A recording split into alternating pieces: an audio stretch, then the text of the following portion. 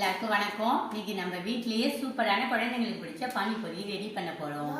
அதுக்கு பொரிச்ச பானிபூரி, ரசத்துக்கு அழகான புதினா, கொத்தமல்லி, பச்சை மிளகாய், இஞ்சி, சிறிய எலுமிச்சப்பழம் இதெல்லாம் சாறு பிழிஞ்சு அரைச்சி கொஞ்சம் சால்ட் கலந்தா பானி ரெடி. மசாலுக்கு மல்ல வேக வச்சு மசிச்ச உருளைக்கிழங்கு, மிளகாத்தூள், உப்பு, கொத்தமல்லி போட்டால் மசாலா ரெடி. இப்போ குழந்தைங்களுக்கு பிடிச்ச பானிபூரியை சாப்பிடலாம்.